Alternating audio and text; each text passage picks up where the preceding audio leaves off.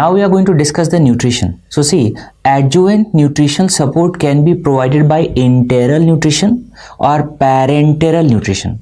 So whenever we are using GIT or enteral route, it is known as enteral nutrition, and whenever we are using the intravenous route, it is parenteral nutrition.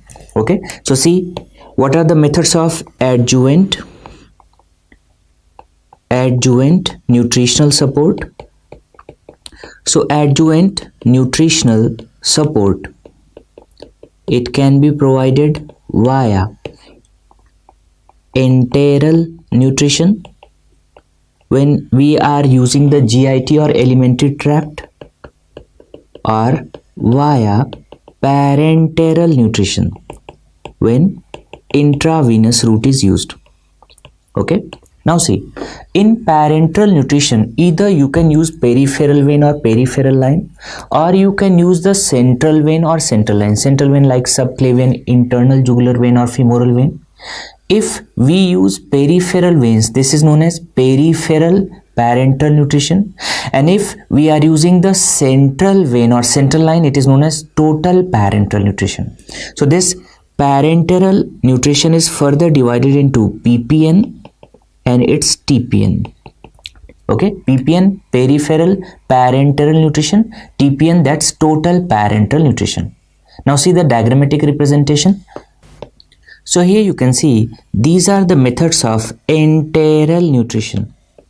Okay, so in this we are giving the food substances with the help of nasogastric tube, with the help of nasojejunal tube, or we create gastrostomy or feeding jejunostomy. So via feeding gastrostomy or feeding jejunostomy, we are providing the nutrients. This is enteral nutrition, and this one is parenteral. So here you can see this is PPN, peripheral parenteral nutrition. So here the nutrients are being given by the peripheral veins or peripheral line, and this is total parenteral nutrition. So here you can see that we are using the subclavian vein or central line, and via central line nutrients are being provided. So these are the methods. One by one we are going to discuss. First we are going to discuss the enteral nutrition. Okay, so see here there is direct delivery of nutrients into GIT.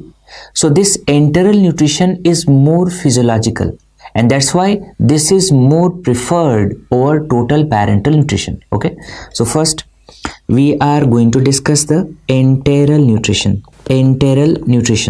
So here there is direct delivery of nutrients into GIT, that's why it is more physiological, and since it is more physiological, that's why it's more preferred. So it is preferred over TPN.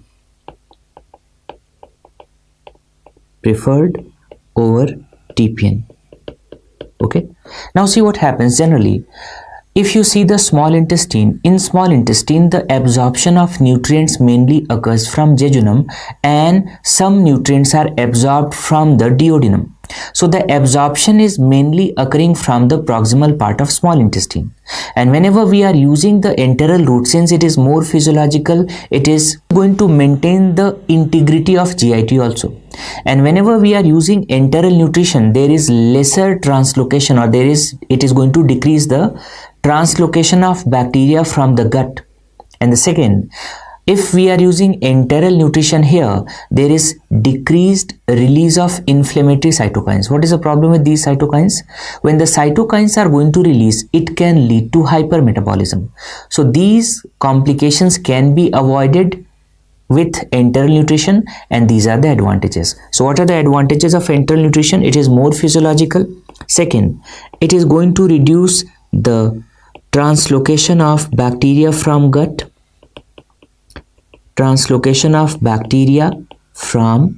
gut. And it is going to decrease the release of inflammatory cytokines. Or inflammatory mediators, which can lead to hypermetabolism. Now see what are the routes which are used for enteral nutrition.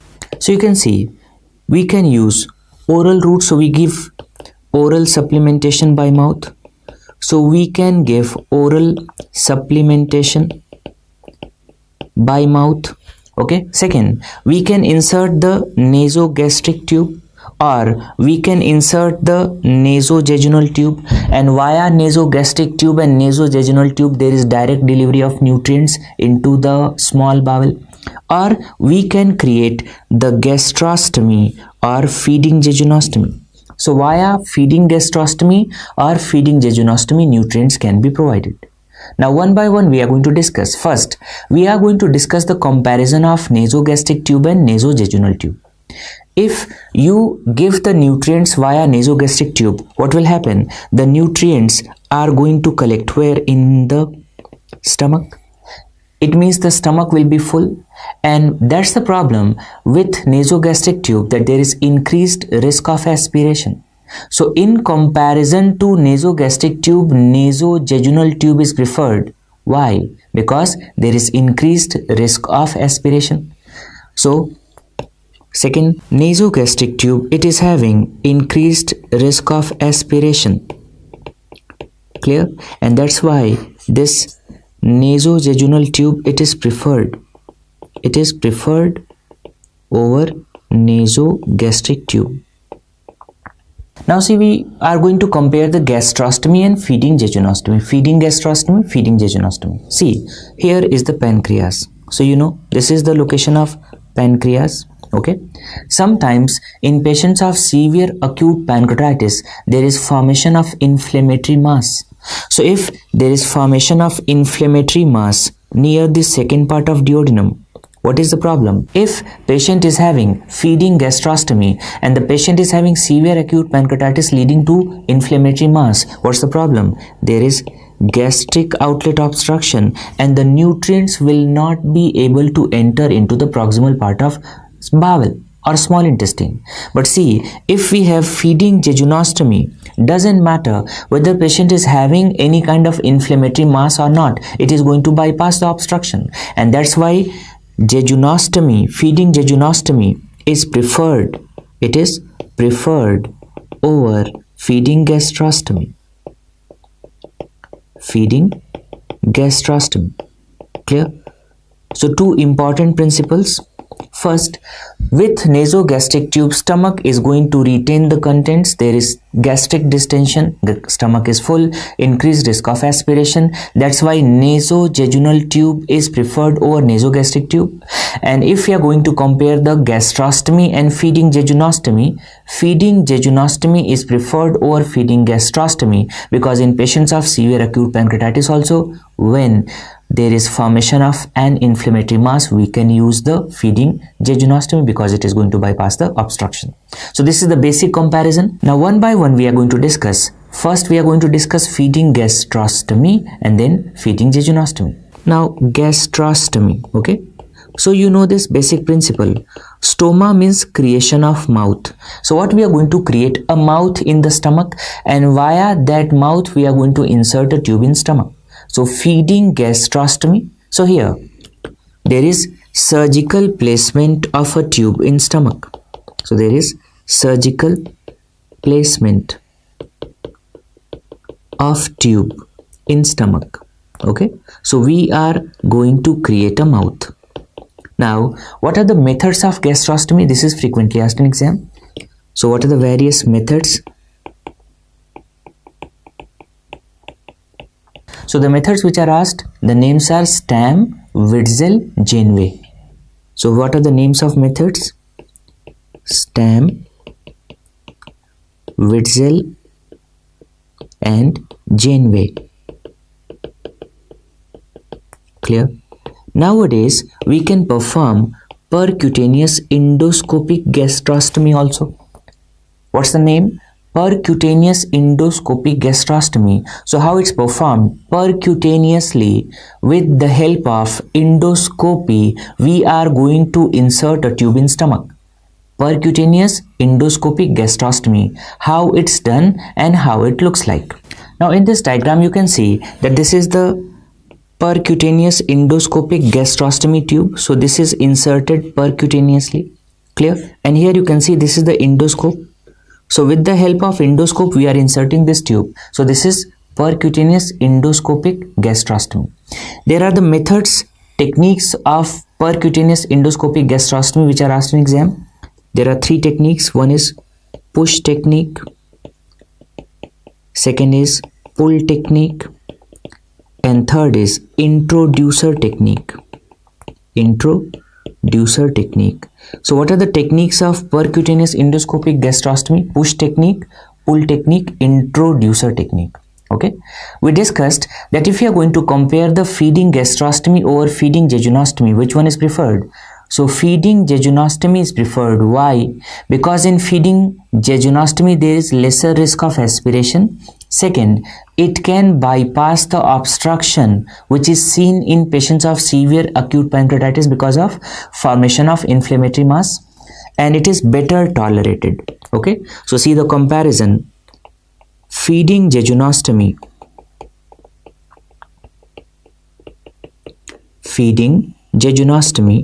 this is preferred over feeding gastrostomy. Preferred over feeding gastrostomy. So why it is preferred over feeding gastrostomy, as we discussed? Because there is lesser risk of aspiration or no risk. So there is lesser risk of aspiration, and even it can be used in patients of severe acute pancreatitis. So it can be used even patients having severe acute pancreatitis because it can bypass the obstruction. So if we compare both, it is better tolerated. So this is better tolerated. Clear? So that's why feeding jejunostomy is preferred over feeding gastrostomy. Now coming to the indications and contraindications of enteral nutrition. There is a basic principle which you have to remember. See, any condition in which integrity of bowel is maintained, especially the proximal part of bowel. If the proximal part of bowel means jejunum and some part of duodenum. If the proximal part of bowel is healthy, there will be digestion and there will be absorption. So in those cases, we can go for enteral nutrition. And if there is some basic problem with absorption, or there can be formation of fistula in the proximal part of small intestine, so those will be contraindications. Okay, so see what are the indications and contraindications of enteral nutrition. Enteral nutrition.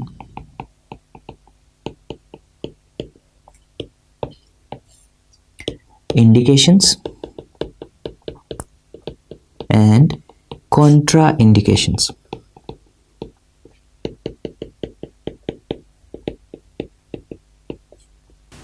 Now imagine patient is suffering from protein energy malnutrition and there is inadequate oral intake. So in these patients also we can insert the nasogastric tube or nasojejunal tube and we can start the feeding. If the patient is having dysphagia except for liquids, so there is dysphagia but patient can tolerate liquids, what? You can insert the tube and you can start giving liquids. If the patient is having major trauma or surgery, and because of this major trauma or surgery, the return to dietary intake is prolonged. So in these patients also we can use enteral nutrition. Patients of inflammatory bowel disease, in these patients we can go for enteral nutrition. And very important point, if a patient is having distal low output enterocutaneous fistula. Why? Because most of the nutrients are absorbed from the proximal part of small intestine. So distal low output enterocutaneous fistula is an indication and proximal enterocutaneous fistula is a contraindication. Clear? So these are indications. Now have a look of contraindications. So if a patient is having small bowel obstruction, obviously it is obstruction, so you should not give any kind of nutrients via enteral route. If patient is having severe diarrhea, now can you see this? Proximal small intestinal fistula. So most of the nutrients are absorbed from the proximal part, and if there is fistula, it won't be absorbed. So it's a contraindication. And severe pancreatitis. Why severe pancreatitis is considered a contraindication for enteral nutrition? Because whenever we are giving enteral nutrition, the food stuff is going to stimulate the release of pancreatic enzymes. And if there is release of pancreatic enzymes, it is going to worsen the symptoms. So that's why it is considered as contraindication. So these are indications and contraindications. So what are the complications of enteral nutrition? It can be related to the tube inserted, and it can be related to GIT. So see the complications first. What are the tube related complications? Tube related complications of enteral nutrition. So there can be malposition of tube, displacement of tube, blockage or leakage from the tube, and sometimes there is erosion of skin and mucosa around the tube if you are going to insert feeding gastrostomy or jejunostomy. So this complication can take place. Now see the gastrointestinal complications. What are the gastrointestinal complications? Now the problem, sometimes because of high osmotic load of enteral nutrition, there can be diarrhea, constipation and abdominal cramps. So what's the problem? Because of high osmotic load. This can occur because of high osmotic load, and in which cases aspiration is more commonly seen if we are inserting the nasogastric tube, and what happens, the stomach is full and this can lead to aspiration. So these are the gastrointestinal complications. Now see the metabolic complications. These patients are prone to develop dyselectrolytemia. So there is increased risk of development of dyselectrolytemia. Second, it is very difficult to replace all the micronutrients, especially vitamins, minerals and trace elements. That's why there is deficiency of these micronutrients. So what's the problem? There is increased risk of dyselectrolytemia. Clear? And there can be deficiency of vitamins, minerals and trace elements. Vitamins, minerals and trace elements. Clear? There is increased risk of infection also in enteral nutrition. It can be endogenous or exogenous. Okay. So what are the infective complications? Infective complications. Okay. It can be endogenous or exogenous.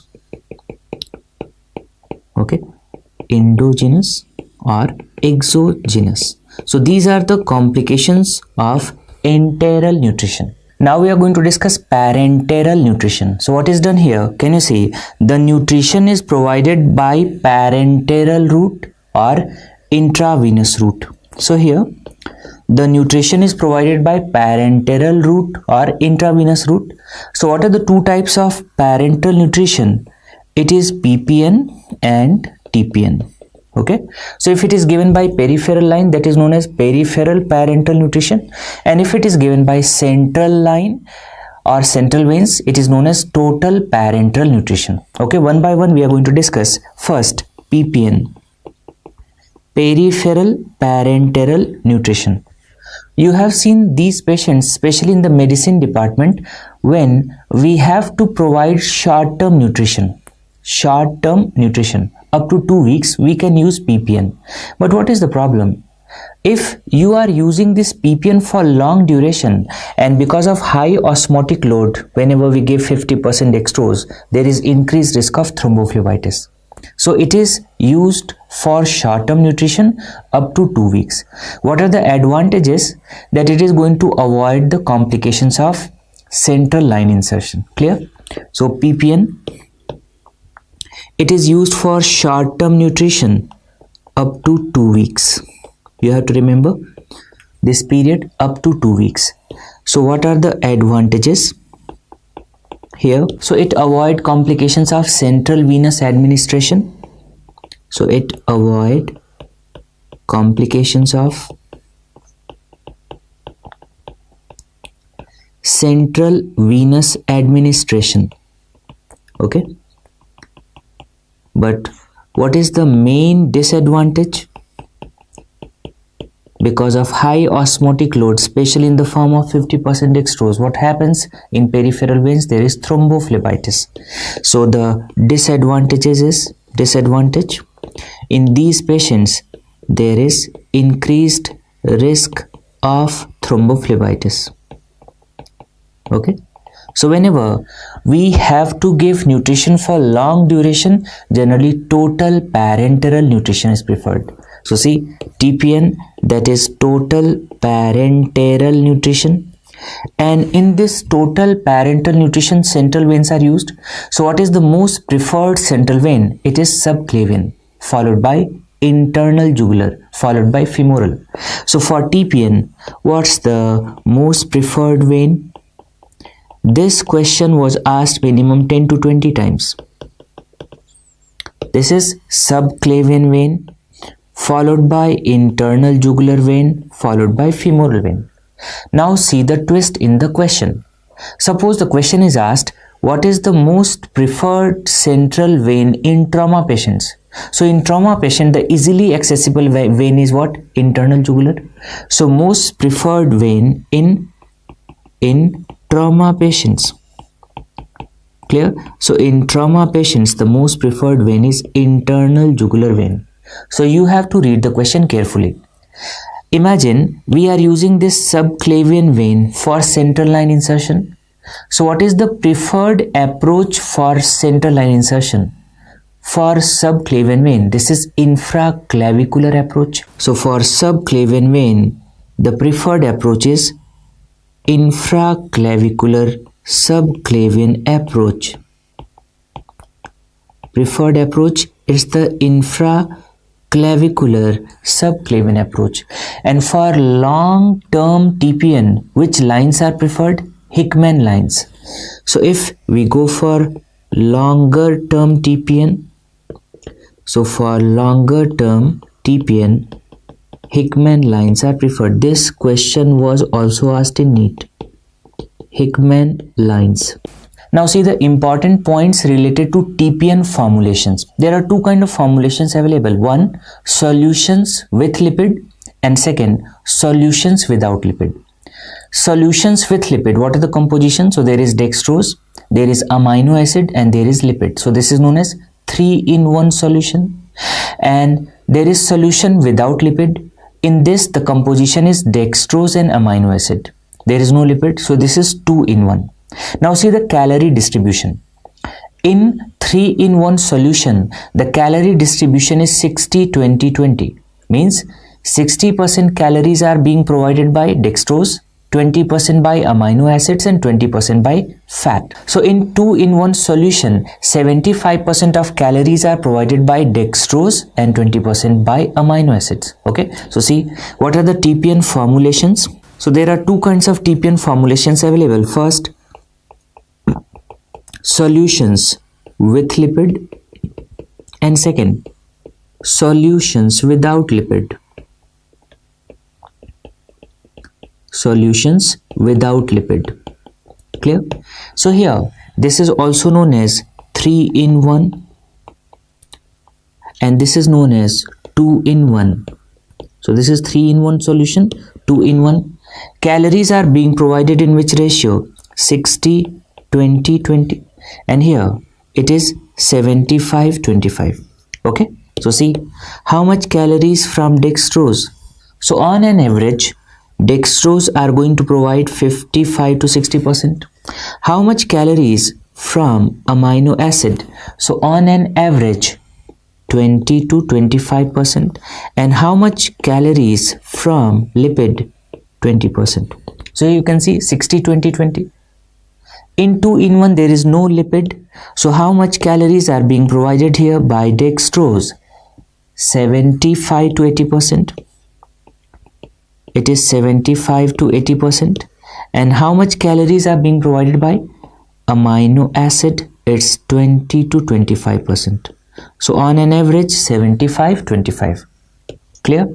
So these are the TPN formulations. Now coming to the indications of total parenteral nutrition. See, when we were discussing the indications of enteral nutrition, what we discussed that most of the nutrients are absorbed from the proximal part of bowel. It means the proximal part of bowel integrity should be maintained and there should not be any problem with absorption. So any situation in which the integrity of bowel, especially proximal part of small bowel, is impaired, or absorption is affected, in all these cases we will be using what? Total parenteral nutrition. So total parenteral nutrition can be used as primary therapy and it can also be used as supportive therapy. So see the indications. Indications of total parenteral nutrition.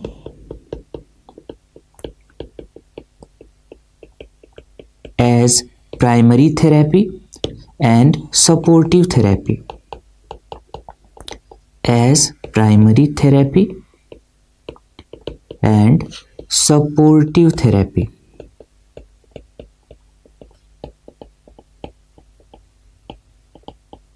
Clear?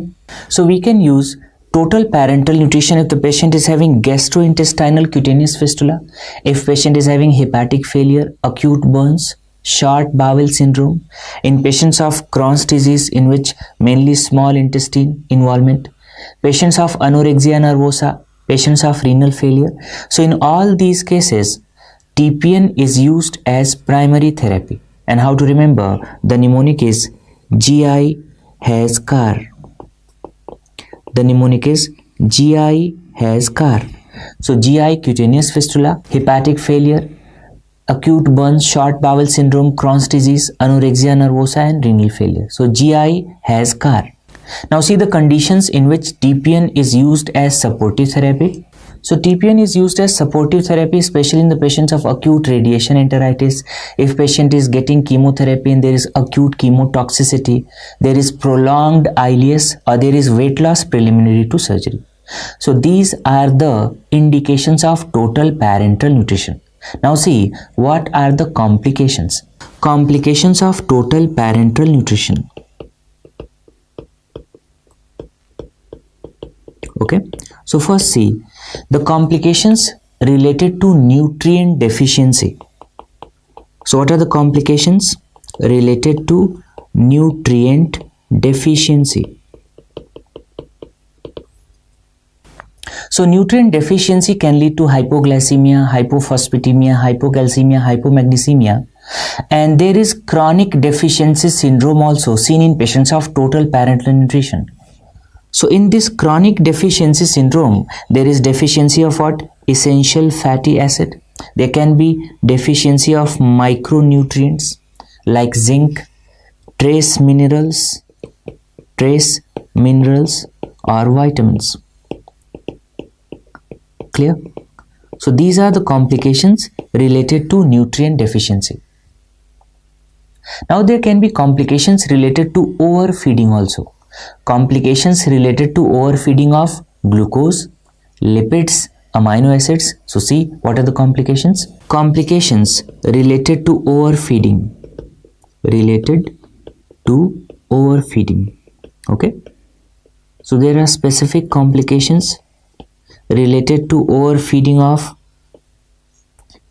glucose, overfeeding of fatty acids and overfeeding of amino acids. Okay, amino acids. So because of excess of glucose, what are the complications? Have a look. So because of excess of glucose, there can be hyperglycemia, hyperosmolar dehydration, there can be hepatic steatosis, hypercapnia. It can lead to fluid retention, it can lead to dyselectrolytemia. If we give excess of fatty acids, so there can be hypercholesterolemia, hypertriglyceridemia, and because of excess of fatty acids, there is increased risk of hypersensitivity reaction also. Okay, so there can be hypercholesterolemia, hypertriglyceridemia, and increased risk of hypersensitivity reactions. Because of excess of amino acids, patients can develop hyperchloremic metabolic acidosis. Patients can develop hypercalcemia. If we give excess of amino acids, so there can be aminoacidemia and uremia. So these are the complications related to overfeeding. Now see the complications related to sepsis. Complications related to sepsis. So what is the most common complication of central venous catheterization? And the most common complication of central venous catheterization is catheter related sepsis. And what is the most dangerous complication of central venous catheterization? So during central venous catheterization, there can be injury of apex of lung and it can lead to pneumothorax. So pneumothorax is most dangerous complication and catheter related sepsis is the most common complication. So see the complications related to sepsis. It can lead to catheter related sepsis and it can increase the risk of systemic sepsis. So there is increased risk of systemic sepsis. Clear? And which one is most common complication of central venous catheterization? This is the question. So most common complication of central venous catheterization. Now see the complications related to line insertion. So certain complications can occur at the time of line insertion, so during insertion, and certain complication can occur after long-term use. So complications related to line. So what are the complications related to line? Okay, there are two categories. One, complications can occur at the time of insertion. So at the time of insertion, and certain complications can occur on long-term use. Clear? So we discussed whenever anesthetists are inserting this central line, especially by this infraclavicular approach, what is the problem? If the anesthetist is not very careful, the anesthetist might injure the apex of lung, and because of this injury there can be pneumothorax. That's why whenever we are going to insert the central line, after central line insertion or central venous catheterization, we send the patients for check X-ray to rule out the pneumothorax. Why? Because pneumothorax is the most dangerous complication of central venous catheterization. So see what are the other complications. So at the time of insertion, pneumothorax can occur and it's the most dangerous complication of central venous catheterization. Very close to subclavian vein there is subclavian artery. So if you're not very careful, you might injure subclavian artery. So there is injury to adjacent artery. It can lead to pleural effusion. There can be injury of to thoracic duct. There can be cardiac perforation or cardiac tamponade. Clear? So these are the complications which can occur at the time of insertion of central line. On long-term use, what happens? Sometimes the catheter is occluded. And second, the vein in which the catheter is inserted, in that vein there is thrombosis. So on long-term use, there can be occlusion or there can be thrombosis. Clear? So these are the complications related to line. Now again I am repeating the two most important questions. Most common complication of central venous catheterization, catheter related sepsis, and the most dangerous complication of central venous catheterization, pneumothorax. Refeeding syndrome. The term is self-explanatory. Refeeding. So rapid and excessive feeding. Rapid and excessive feeding in patients suffering from severe chronic malnutrition can lead to fatal complication, and that's known as refeeding syndrome. Now just imagine a situation that a patient is suffering from severe chronic malnutrition and you started rapid excessive feeding. So during starvation or during malnutrition, the main substrate was fat. When you started feeding, there is shift of substrate from fat to carbohydrate, and because of this shift there is massive or increased release of insulin, and when there is increased release of insulin, it is going to promote the uptake of electrolytes like phosphate, potassium, calcium, magnesium. So there is uptake of these electrolytes by cells. And because of this, what will happen? These patients are prone to develop hypophosphatemia, hypokalemia, hypomagnesemia, hypocalcemia. And all these kind of dyselectrolytemias are going to cause arrhythmia and patient might die. So this refeeding syndrome is a potentially fatal complication. What's the cause? It's a potentially fatal complication. It is caused by rapid and excessive feeding. It is caused by rapid and excessive feeding. In which patients? In patients suffering from severe chronic malnutrition. In which patients? Patients suffering from severe chronic malnutrition. Like patients of starvation, alcoholism, patients of anorexia nervosa, if there is delayed nutritional support, or in obese patient if there is massive weight loss. So in these patients, if you will start rapid and excessive feeding, now what will be the problem? Here there is switch of substrate from fat to carbohydrate. So see the pathophysiology. Because of rapid and excessive feeding, there is switch of substrate from fat to carbohydrate. Because of this switch, what is the problem? There is increased insulin release. Clear? And you know what's the function of insulin? It promotes the cellular uptake of electrolytes. So there is increased cellular uptake of electrolytes. So of what? So there is increased cellular uptake of phosphate, potassium, calcium, magnesium. So what will happen? If there is increased uptake of phosphate by the cells, there is hypophosphatemia. There can be hypokalemia, hypocalcemia, hypomagnesemia. So see the problems. These patients are prone to develop hypophosphatemia. Clear? Hypokalemia, hypocalcemia, okay, and hypomagnesemia. Because of this dyselectrolytemia, what's the problem? These patients are prone to develop arrhythmia. There are increased risk of confusion, respiratory failure. So what's the problem? These patients are prone to develop